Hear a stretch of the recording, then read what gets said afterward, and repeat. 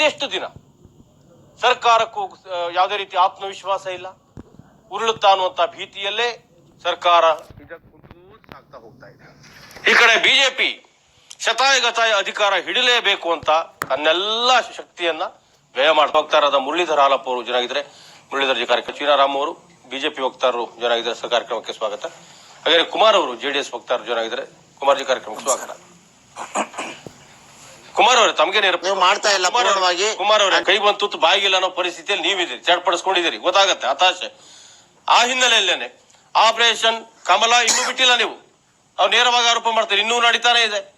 20-25 ಜನ ಶಾಸಕರನ್ನ 5 ಕೋಟಿ 50 ಕೋಟಿ 300 ಕೋಟಿವರೆಗೆ ಖರ್ಚು ಮಾಡೋದಕ್ಕೆ ರೆಡಿ. ಏನೇನೋ ನಿಮಗೂ ಕೂಡ ಅಷ್ಟೇ ಒಂದು ಜವಾಬ್ದಾರಿತ ಪ್ರತಿಪಕ್ಷವಾಗಿ ಹೇಗೆ ನಡ್ಕೋಬೇಕು ಅನ್ನೋದನ್ನ ಹೇಳ್ಕೊಡ್ಬೇಕೇನೋ, ನೀವು ಹಾಗೆ ಮಾಡ್ತಾ ಇದ್ದೀರಪ್ಪ. ಅಲ್ಲ, ಇಲ್ಲಿ ಇರ್ತಕ್ಕಂಥ ವಾಸ್ತವಾಂಶನೇ ಬೇರೆ. ಇಲ್ಲಿ ಬಿಜೆಪಿ ಮೇಲೆ ಅನಾವಶ್ಯಕವಾಗಿ ಗೂಬೆ ಕುರ್ಸೋ ಕೆಲಸ ಮಾಡ್ತಾ ಇದ್ದಾರೆ. ಈಗ ಕುಮಾರಸ್ವಾಮಿ ಅವರು, ಸಿದ್ದರಾಮಯ್ಯನವರು ಇವತ್ತು ಮಾತಾಡಿದ್ರು ಗಂಟೆ ಗೊತ್ತಲೆ. ನಾವು ಅವ್ರು ಮಾತಾಡ್ಲಿ, ಸಮನ್ವಯ ಸಮಿತಿ ಅಧ್ಯಕ್ಷರು ಮಾತಾಡೋದಕ್ಕೆ ನಮ್ಗೆ ವಿರೋಧ ಇಲ್ಲ. ಆದರೆ ಅದ್ರ ಹಿಂದೆ ಇರ್ತಕ್ಕಂತ ಒಂದು ವ್ಯವಸ್ಥಿತವಾದ ಸಂಚೆ ಏನಿದೆ ಅದನ್ನ ನಾವು ಬಯಲು ಮಾಡ್ಲೇಬೇಕಾಗ್ತದೆ. ಕಾರಣ ಇಷ್ಟೇನೆ, ಇವತ್ತು ಸಿದ್ದರಾಮಯ್ಯ ಇದು ಎಲ್ಲಾ ಘಟನೆಗಳಿಗೂ ಇವತ್ತು 20 ಜನ ಹೋಗ್ತಾ ಇದಾರೆ ಡೆಲ್ಲಿಗೆ, ಬಾಂಬೆಗೆ, ಸೋಲಾಪುರ್ಗೆ ಹೋಗ್ತಾ ಇದಾರೆ ಅಂತಕ್ಕಂತ ಒಂದು ಕಿಡಿ ಹಚ್ಚಿರ್ತಕ್ಕಂಥದ್ದೇ ಸಿದ್ದರಾಮಯ್ಯನವರು. ಸಿದ್ದರಾಮಯ್ಯನವರು ಈ ಸರ್ಕಾರ ಅಭದ್ರತೆಯನ್ನು ತರಬೇಕು, ಈ ಸರ್ಕಾರ ಉಳಿಬಾರ್ದು, ನಮ್ಮ ಅವ್ರ ಅಪ್ಪನಾಣಿಗೂ ಮುಖ್ಯಮಂತ್ರಿ ಆಗೋಣ ಅಂತ ಕುಮಾರಸ್ವಾಮಿಗೆ ಪದೇ ಪದೇ ಹೇಳ್ತಾ ಇದ್ದಂತ ಸಿದ್ದರಾಮಯ್ಯನವರು ಅವ್ರು ಮುಖ್ಯಮಂತ್ರಿ ಕೂತಿರೋದನ್ನ ನೋಡಕ್ ಇಷ್ಟಪಡೋದಿಲ್ಲ. ಹಾಗಾಗಿ ಅವರು ಸಂಪೂರ್ಣವಾಗಿ ಈ ಒಂದು ಸರ್ಕಾರ ಬೀಳ್ಬೇಕು, ಕುಮಾರಸ್ವಾಮಿ ನನ್ನ ಹತ್ರ ಬರಬೇಕು, ನನ್ನ ಹತ್ರ ಸರೆಂಡರ್ ಆಗ್ಬೇಕು ಅಂತಕ್ಕಂಥ ಯೋಚನೆ ಇಟ್ಕೊಂಡು ಇದಕ್ಕೆಲ್ಲ ಕುಮ್ಮಕ್ ಕೊಟ್ಟಿರ್ತಕ್ಕಂಥ ಸಿದ್ದರಾಮಯ್ಯನವರು ಡೆಲ್ಲಿ ಅವ್ರು ಫಾರಿನ್ ಟೂರ್ ಮಾಡೋದಕ್ಕಿಂತ ಮುಂಚೆ ತಾವು ಒಂದು ಹೇಳೋದಿದ್ರು, ನಾನು ಮುಂದೆ ಮುಖ್ಯಮಂತ್ರಿ ಆಗ್ತೀನಿ ಅಂತ. ಮುಂದೆ ಮುಖ್ಯಮಂತ್ರಿ ಆಗೋದಕ್ಕೆ ನಮ್ದು ವಿರೋಧ ಇಲ್ಲ ಬಿಜೆಪಿದು. ಇವತ್ತು ಇಷ್ಟೆಲ್ಲಾ ಘಟನೆಗಳು ನಡೀತಾ ಇದ್ರು ಈ ಘಟನೆಗಳ ಹಿಂದೆ ಇರ್ತಕ್ಕಂಥ ಕೈ ಸಿದ್ದರಾಮಯ್ಯ ಅಂತ ನೇರವಾಗಿ ಹೇಳ್ತೀವಿ ನಾವು. ಸಿದ್ದರಾಮಯ್ಯ ಮಾತನ್ನ ನಂಬಿ, ಕಾಂಗ್ರೆಸ್ ಅನ್ನ ನಂಬಿ ಕುಮಾರಣ್ಣ ಹಾಳು ಮಾಡ್ಕೊಂಡ್ರು. ತಮ್ಮ ಅಧಿಕಾರದ ಒಂದು ಟ್ರೈನ್ ಅಪ್ ಆಗಿದ್ರು 20 ತಿಂಗಳು. ಆ ಟ್ರೈನ್ ಅಪ್ ಇವತ್ತು ಎಲ್ಲೋ ಒಂದ್ ಕಡೆ ಎಲ್ಲಾ ಕಡೆ ದೇವ್ರಿಗೆ ಹೋಗಿ ದೇವರೇ ನಾನು ಕಾಪಾಡು, ದೇವರ ದಯದಿಂದ ನಾನು ಮುಖ್ಯಮಂತ್ರಿ ಆಗ್ತಾ ಇದ್ದೀನಿ ಅನ್ನೋ ಭಾವನೆಯಿಂದ ಇವತ್ತು ದೇವರ ಹತ್ರ ಹೋಗ್ತಾರೆ. ದೇವರ ಹತ್ರ ಹೋಗೋದ್ರ ಬಗ್ಗೆ ನಮ್ಗೆ ವಿರೋಧ ಇಲ್ಲ. ಒಂದ್ ಕಡೆ ಅತಿವೃಷ್ಟಿ ಆಗ್ತಾ ಇದೆ, ಒಂದ್ ಕಡೆ ಅನಾವೃಷ್ಟಿ ಆಗ್ತಾ ಇದೆ. ಬಿಜೆಪಿ ಅವರು ನಮ್ಮ ಸರ್ಕಾರ ಅಸ್ಥಿರಗೊಳಿಸ್ತಾರೆ. ದಂಗೆ ಹೇಳಿ ಯಾರೇ ಸ್ವಾಮಿ ನೀವು? ಪ್ರಜಾಪ್ರಭುತ್ವದಲ್ಲಿ ಬಾಬಾ ಸಾಹೇಬ್ ಅಂಬೇಡ್ಕರ್ ಬರೆದಂತ ಸಂವಿಧಾನದ ಅಡಿಯಲ್ಲಿ ಪ್ರಮಾಣ ವಚನ ಸ್ವೀಕರಿಸಿದ್ರಿ. ರಾಜ್ಯಪಾಲರು ನಿಮ್ಮನ್ನ ಪ್ರಮಾಣ ವಚನ ಸ್ವೀಕರಿಸೋದಕ್ಕೆ ಅವಕಾಶ ಕೊಟ್ಟಿದ್ದಾರೆ.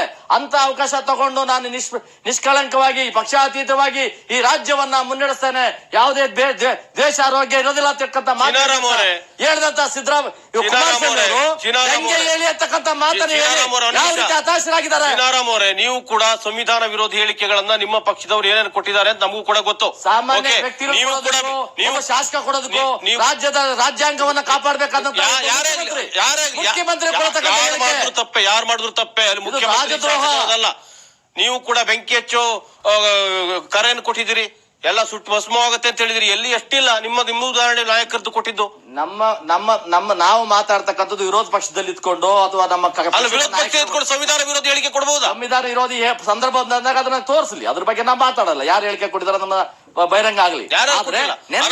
ಅನಂತ್ ಕುಮಾರ್ ಹೆಗಡೆ ತಗೊಳ್ಳಿ, ನಳಿನ್ ಕುಮಾರ್ ಕಟೀಲ್ ತಗೊಳ್ಳಿ, ಶೋಭಾ ಕರಂದ್ಲಾಜೆ ತಗೊಳ್ಳಿ, ಎಷ್ಟು ಜನ ಏನೇನು ಮಾತಾಡಿಲ್ಲ ನಮ್ಗೆ ನೆನಪಿಲ್ಲ. ಈಶ್ವರಪ್ಪ ಅವರು ಬೆಂಕಿ ಹಚ್ಬೇಕಂತ ಹೇಳಿಲ್ಲ, ಬೆಂಕಿ ಹಚ್ಚೋ ಮಾತನ್ನ ಹೇಳಿಲ್ಲ. ದಂಗೆ ಹೇಳು ಅಂತ ಹೇಳಿರ್ತಕ್ಕಂಥದ್ದು ರಾಜ್ಯದ ಒಬ್ಬ ಮುಖ್ಯಮಂತ್ರಿ, ರಾಜ್ಯಾಂಗವನ್ನ ಕಾಪಾಡಬೇಕಾದಂತ ಒಬ್ಬ ಮುಖ್ಯಮಂತ್ರಿ. ಅವರ ಬಾಯಲ್ಲಿ 10 ನಿಮಿಷದಲ್ಲಿ ಕಾಂಗ್ರೆಸ್ನವರು ಮತ್ತೆ ಜೆಡಿಎಸ್ ನ ಪ್ರಮುಖ ಮುಖಂಡರುಗಳಲ್ಲಿ ಹೋಗಿ ಯಡಿಯೂರಪ್ಪನ ಮನೆಗೆ ಮುತ್ತಿಗೆ ಹಾಕಿದ್ರು. ಅಲ್ಲಿ ದಂಗೆ ಹೇಳುವಂತ ಕೆಲಸಕ್ಕೆ ಮೊದಲ ಪ್ರಾರಂಭ ಕೊಟ್ರಲ್ಲ. ಇದು ರಾಜ್ಯದಲ್ಲಿ ಬೆಂಕಿ ಹಚ್ಚೋ ಕೆಲಸನ? ಅಂದ್ರೆ ಕಾನೂನು ಸುವ್ಯವಸ್ಥೆ ಕಾಪಾಡುವಂತ ಜವಾಬ್ದಾರಿ ಮುಖ್ಯಮಂತ್ರಿಗೆ ಇಲ್ವಾ? ನೋಡಿ, ಒಂದು ಸರ್ಕಾರಕ್ಕೆ ಎಷ್ಟು ಜವಾಬ್ದಾರಿ ಇರುತ್ತೋ ಪ್ರತಿಪಕ್ಷಕ್ಕೂ ಅಷ್ಟೇ ಜವಾಬ್ದಾರಿ ಇರುತ್ತೆ, ಯಾರು ಕಡಿಮೆ ಇಲ್ಲ ಇಲ್ಲಿ. ಇವತ್ತು ಸಿದ್ದರಾಮಯ್ಯ ಒಂದು ಮಾತು ಹೇಳಿದ್ರು, ಮುಖ್ಯಮಂತ್ರಿ ನೇರವಾಗಿ ಹೇಳಿದ್ದಾರೆ, ಮಾಧ್ಯಮದಲ್ಲಿ ನೋಡಿದ್ವಿ ನಾವು. ನೀವು ಬಂದೋಬಸ್ತ್ ಯಾಕೆ ಮಾಡಲಿಲ್ಲ? ಒಬ್ಬ ವಿರೋಧ ಪಕ್ಷದ ನಾಯಕರಿಗೆ ಬಂದೋಬಸ್ತ್ ಕೊಟ್ಟಿಲ್ಲ, ನೀವು ಈ ರೀತಿ ಮಾಡಿ ಕೆಟ್ಟ ಮೆಸೇಜ್ ಹೋಗುತ್ತೆ ಅಂತಕ್ಕಂಥ ಮಾತನ್ನ ಸಿದ್ದರಾಮಯ್ಯನವರು ಕುಮಾರಸ್ವಾಮಿಗೆ ನೇರವಾಗಿ ಹೇಳಿರ್ತಕ್ಕಂಥ ನಾವು ಟಿವಿ ನೋಡಿದ್ವಿ. ಓಕೆ ಜಗದೀಶ್ ಅವರೇ, ನೋಡಿ, ನಾವು 100 ದಿನ ಕಳೆದೋಯ್ತು, ಇನ್ನು ದಿವಸ ಹಾಗೆ ಉರುಳ್ತಾನೆ ಇದೆ. ಇನ್ನೂ ಕೂಡ ಆಪರೇಷನ್ ಕಮಲ ಪ್ರಲೋಭನೆ ತೋರಿಸ್ಬಿಟ್ಟು ನೋಡಿ ಸರ್, ಪ್ರಲೋಭನೆ ತೋರಿಸಿ ಈ ದಂಗೆ ಅನ್ನೋ ಪದದ ಡೆಫಿನೇಷನ್ ಡಿಕ್ಷನರಿಯಲ್ಲಿ ಏನೇನಿದೆ ಅನ್ನೋದನ್ನ ಹೇಳ್ಬಿಡ್ತೀನಿ ಬೇಕಿದ್ರೆ ನಾನು.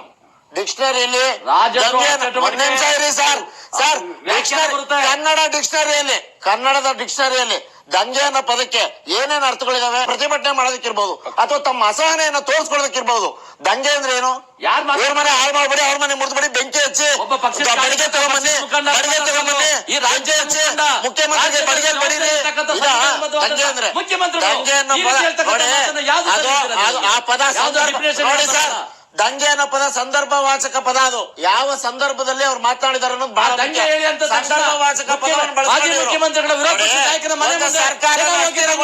ರಾಜ್ಯಪಾಲರು ಮನೆ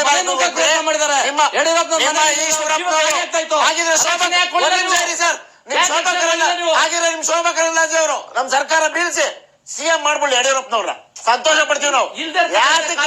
ಮಾಡ್ತೀನಿ ಶೋಭಾ ಕರಂದ್ಲಾಜೆ ರಾಜ್ಯಪಾಲರನ್ನ ಭೇಟಿ ಆಗಕ್ಕೆ ಹೋಗಿದ್ದೀವಿ ಜೆಡಿಎಸ್ ಅವರು ಅರ್ಥ ಇಲ್ಲ. ನೀವು ತಗಲಾಕೊಂಡಿದ್ದೀರಾ. ಕುಮಾರ್ ಚಿನಾರಾಮ್ ಅವರೇ, ಕುಮಾರ್ ಅಂತಂದ್ರು ನಾವು ಏನೋ ಒಂದು ಮನೆಯಲ್ಲಿರ್ತಕ್ಕಂಥ ಸಮಸ್ಯೆ ಬಗ್ಗೆ ಏನೋ ಒಂದು ಸುದ್ದಿ ಬರೀ ಗಾಳಿ ಮಾತುಗಳು. ನಾವು ಮಾತಾಡ್ತಾರೆ. ಚಲನಚಿತ್ರ ರಂಗದಲ್ಲಿ ನೋಡ್ತಾ ಇದ್ವಿ ಈ ತರದ್ದು ಗಾಸಿಪ್ಗಳನ್ನ. ರಾಜಕೀಯ ವಿಷಯಗಳು ಬೇರೆ ಬೇರೆ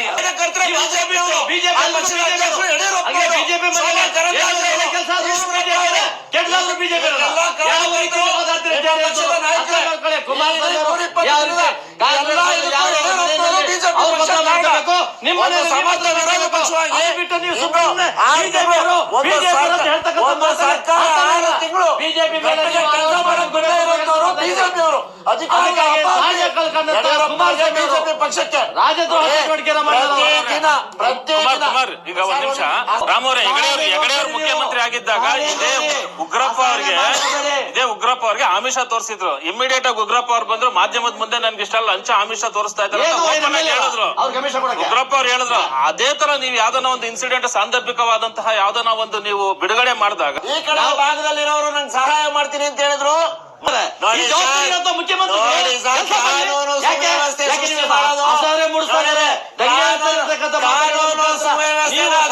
ಬಿಜೆಪಿ ಪಕ್ಷ ಇಡೀ ದೇಶದಲ್ಲಿ ಶ್ರೀರಾಮ ಮಂದಿರ ಕೆಡುವುದಾಗ ಯಾರು ಇಡೀ ದೇಶದ ಶಾಂತಿಯನ್ನು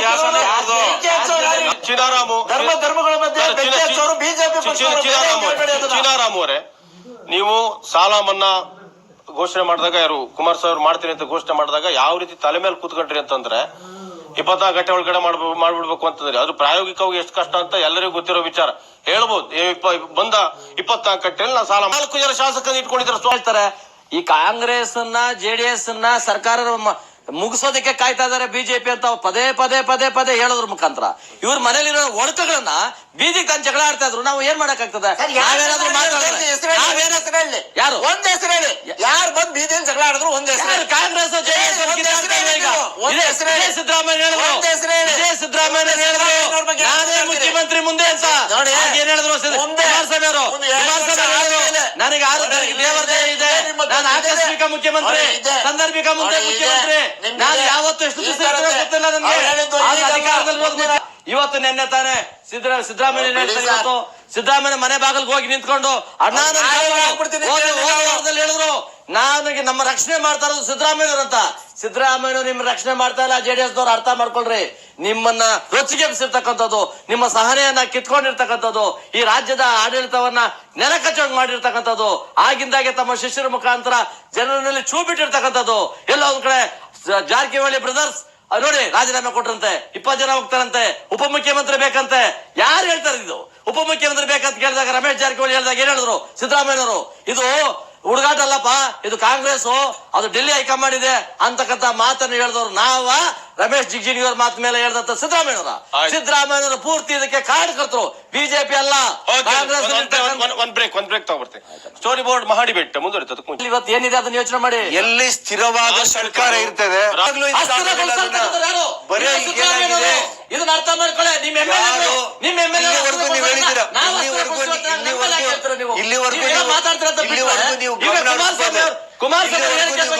ರಾಜ್ಯಪಾಲರಿಗೆ ದೂರು ಕೊಡಿ. ಯಾರಾದ್ರೂ ಒಬ್ಬ ರಾಜ್ಯಪಾಲ ಸಂವಿಧಾನ ಮುಗಿಸ್ತೀನಿ, ನೀವೇ ಮಾತಾಡಂತ್ರಿ. ಪೂರ್ತಿ ಕೊಡ್ತಾರೆ, ನೀವೇ ಪೂರ್ತಿ ಮಾತಾಡಂತ್ರಿ. ನೀವೇ ಪೂರ್ತಿ ಮಾತಾಡಂತ್ರಿ.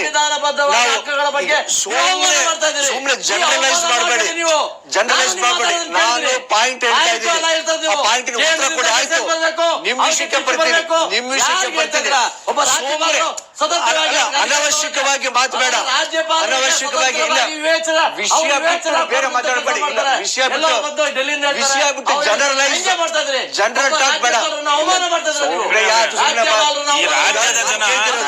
ಈ ರಾಜ್ಯದ ಜನ ನಿಜವಾಗ್ಲೂ ದಂಗೆ ಇಷ್ಟು ಇವರ ಒಂದು ಆದಿ ಬೀದಿ ರಂಪಾಟಗಳಿಂದ ಈ ರಾಜ್ಯದ ಜನ ಇವರು ಇವತ್ತು ಬೆಂಗಾವಲು ಪಡೆ ಬಿಟ್ಟು ಈಚೆ ಬರ್ಲಿ. ಜನ ಅಸಹನೆ ಮೂಡಿಸ್ತಾರೆ. ನೀವು ಹೋಗಿ ನಿಮ್ಮ ಬೆಂಗಾವಲು ಬಿಟ್ಟು ಹೋಗಿ. ನೀವು ಬೆಂಗಾವಲು ಪಡೆ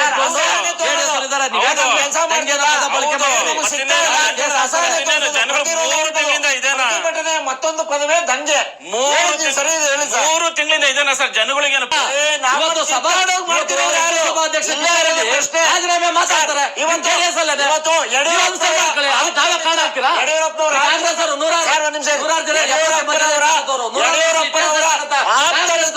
ಇವತ್ತು ನಿಮ್ಮ ನಿಮ್ಮ ಹೈಕಮಾಂಡ್ ಯಾರು? ಯಡಿಯೂರಪ್ಪನವರ ಆಪ್ತ ಮಿತ್ರ ಲಹರ್ ಸಿಂಗ್ ಒಂದು ಮಾತಾಡಿದ್ದಾರೆ ಇವತ್ತು. ಒಂದ್ ನಿಮಿಷ ಇರಿ ಸರ್. ನೋಡಿ ಸರ್, ನೋಡಿ ನಿಮ್ಮ ಪಕ್ಷದ ನಾಯಕರೇ, ಯಡಿಯೂರಪ್ಪನ ಆಪ್ತ ಮಿತ್ರರು ಲಹರ್ ಸಿಂಗ್ ಅವ್ರು ಹೇಳಿರೋ ಮಾತನ್ನ ಹೇಳ್ತೀನಿ, ನನಗೆ ಕೇಳಿಸ್ಕೊಳ್ಳಿ. ನಮಗೂ ಏನಂತ ಹೇಳಿದ್ದಾರೆ? ಕಾಂಗ್ರೆಸ್ ಅವರ ಆಪ್ತ ಮಿತ್ರರು ಹೇಳಿರೋ ಮಾತು ಲಹರ್ ಸಿಂಗ್. ಈ ಬಳಸ್ಕೊಂಡು ವಿರೋಧ ಪಕ್ಷ ನೋಡಿ, ವಿರೋಧ ಪಕ್ಷದ ನಾಯಕರು ಒಂದು ಆಡಳಿತ ಪಕ್ಷದಲ್ಲಿರೋ ಶಾಸಕರ ಮೇಲೆ, ಮಂತ್ರಿಗಳ ಮೇಲೆ, ಐಟಿ ಬೇರೆ ಬೇರೆ ಸಂಸ್ಥೆಗಳನ್ನ ಸರ್ಕಾರವನ್ನು ಅಸ್ಥಿರಗೊಳಿಸಿದ್ದಾರೆ. ಲಹರ್ ಸಿಂಗ್ ಹೇಳಿದ್ದಾರೆ, ಲಹರ್ ಸಿಂಗ್ ಅವರು ಹೇಳಿದ್ದಾರೆ,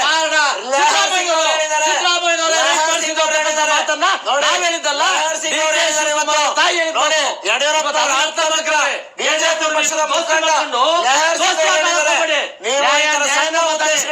ನೋಡಿ ನೀವೆಷ್ಟೇ ಆದ್ರೂ ನಿಮ್ಮ ಪಕ್ಷದ ನಾಯಕರು ಹೇಳಿರೋ ಮಾತು ನಾವೇನ್ ಹೇಳಿರೋದಲ್ಲ, ನಿಮ್ಮ ಪಕ್ಷದ ನಾಯಕರು ಹೇಳಿರೋ ಮಾತು. ನೀವು ಹೇಗಾಗ್ತದೆ ನಿಮ್ಮಿಬ್ಬರ ವಾದ ಮತ್ತು ಪ್ರತಿವಾದ?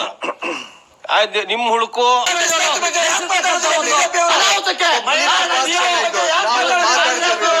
ಮಹಿಳಾ ಮೀಸಲಾತಿ ಬಿಲ್ಲು ಯಾಕೆ ತರೋದಿಲ್ಲ ಕೇಂದ್ರ ಸರ್ಕಾರ?